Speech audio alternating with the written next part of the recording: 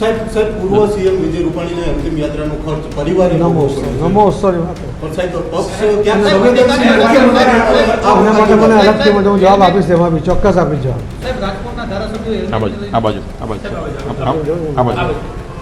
અમદાવાદમાં જે પ્લેન ક્રેશની ઘટના થઈ એ ઘટનાએ આખા ગુજરાતની હચમચાવી નાખી છે. ઘટનાને હજુ પણ યાદ કરીએ તો ક્યાંક આખો ભીની થઈ જાય છે, કારણ કે એ ઘટનામાં ઘણા ખરા લોકોએ પોતાનો જીવ ગુમાવી દીધો. એ જીવ ગુમાવનાર એ બધા જ ગુજરાતીઓને અમે ભાવભરી શ્રદ્ધાંજલિ પણ પાઠવી છે. પરંતુ એ બધાની વચ્ચે આપણા રાજ્યના પૂર્વ મુખ્યમંત્રી રૂપાણી સાહેબનું પણ નિધન થઈ ગયું. તેમનું પણ કમકમાટી ભરી હાલતમાં તેમનું પણ મોત થઈ ગયું.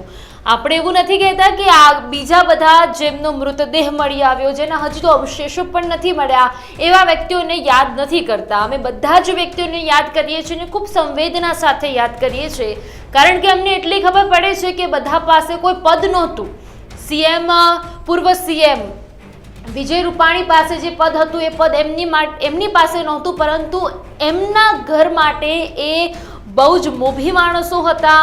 એમના ઘર માટે એ કદાચ કોઈનો ચિરાગ હશે, કોઈના પતિ હશે, કોઈની દીકરી હશે, કોઈનો દીકરો હશે, એ બધા જ કોઈક વ્યક્તિના મોભા હશે. પરંતુ આજે વાત કરવી છે કે આપણા ગુજરાતના પૂર્વ સીએમ રૂપાણી સાહેબનું નિધન થયું એટલે આખા જે કહેવાય કે એમને અંતિમ વિદાય આપવામાં આવી. હમણાં વિધાનસભામાં પણ તેમની જે છબી છે તેનું અનાવરણ કરવામાં આવ્યું. એ બધું જ આપણે જોયું. આખરે સવાલો ઘણા બધા થતા હતા કે ભાઈ આ પાર્ટી જે પણ કરી રહી છે, ભારતીય જનતા પાર્ટી, એ બધા જ નેતાઓ આગળ આવ્યા. અંતિમ વિદાયમાં બધું જ પાર્ટી દ્વારા કરવામાં આવ્યું, ભારતીય જનતા પાર્ટી દ્વારા કરવામાં આવ્યું. અને હવે એવા સવાલો વચ્ચે ભારતીય જનતા પાર્ટી ફસાઈ ગઈ છે. ના આર ન પાર એવી પરિસ્થિતિનું નિર્માણ થયું છે, કારણ કે રાજકોટમાં પત્રકારોએ સી.આર. પાટીલને ઘેરીને એક એવો પ્રશ્ન પૂછી લીધો જેના કારણે સી.આર. પાટીલ છે તે ગુસ્સામાં પણ જોવા મળ્યા અને એમની પાસે કદાચ જવાબ ન હતો. વાત કંઈક એ પ્રકારની છે કે અંતિમ યાત્રા જ્યારે હતી, જ્યારે તેમની શ્રદ્ધાંજલિ આપવા માટે જે કાર્યક્રમ રાખ્યો હતો એ કાર્યક્રમમાં મસમોટા ગજાના નેતાઓ હાજર હતા, બહુ જ બધા એમના પાર્ટીના નેતાઓ હાજર હતા. હવે સવાલ એ થઈ રહ્યો છે કે આશરે 25 થી 30 લાખ રૂપિયા એ અંતિમ યાત્રામાં ખર્ચો થયો.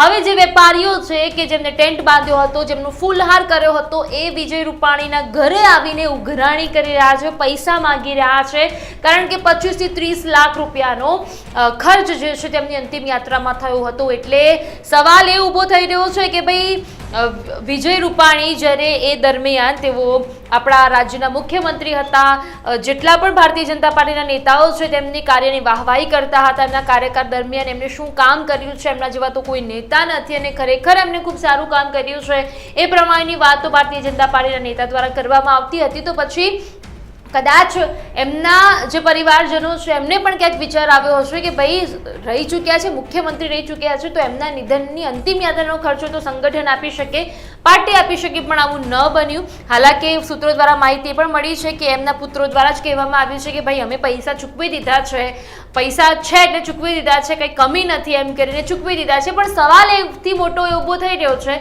કે ભાઈ પાર્ટીએ શું આપ્યું? પૂર્વ સીએમ રૂપાણી સાહેબને આખરે પાર્ટીએ શું આપ્યું? અંતિમ યાત્રા આપી દીધી, પણ ખર્ચો તો એમના પરિવારજનોના માથે. હવે આમાં કઈ રણનીતિ છે, કઈ રાજનીતિ છે એ સમજવું બહુ મુશ્કેલ છે. પણ રાજકોટમાં પત્રકારો દ્વારા પ્રશ્ન પૂછવામાં આવ્યો ત્યારે એમને એવું કહ્યું સી.આર. પાટીલે કે અત્યારે નમોત્સવના પ્રશ્ન પૂછો, બાકી આ જે છે હું તમને આ પ્રશ્નનો જવાબ ખૂબ જ સારી રીતે આપીશ કે ભાઈ ખર્ચો પાર્ટીએ ઉપાડ્યો છે, પરિવારે પાર્ટીને ઉપાડવો જોઈએ અને પરિવારે ઉપાડ્યો છે. એટલે આ મુદ્દા પર ગુસ્સે થઈને સી.આર. પાટીલે કહ્યું કે મને તમે ફરી એક વખત મળજો, આનો હું ખૂબ જ સ્પષ્ટતા સાથે તમને જવાબ આપીશ. સાંભળો સી.આર. પાટીલ શું બોલ્યા છે. સાહેબ પૂર્વ સીએમ વિજય રૂપાણીને અંતિમ યાત્રાનો ખર્ચ પરિવારે નમો સોરી વાત પણ સાહેબ પક્ષ ક્યાં આના માટે મને અલગથી હું જવાબ આપીશ, તેમાં બી ચોક્કસ આપીશ જવાબ. સાહેબ રાજકોટના ધારાસભ્યો સાહેબ પૂર્વ સીએમ વિજય રૂપાણીને અંતિમ યાત્રાનો ખર્ચ પરિવારે નમો સોરી વાત પણ સાહેબ પક્ષ ક્યાં આના માટે મને અલગથી હું જવાબ આપીશ, તેમાં બી ચોક્કસ આપીશ જવાબ. સાહેબ રાજકોટના ધારાસભ્યો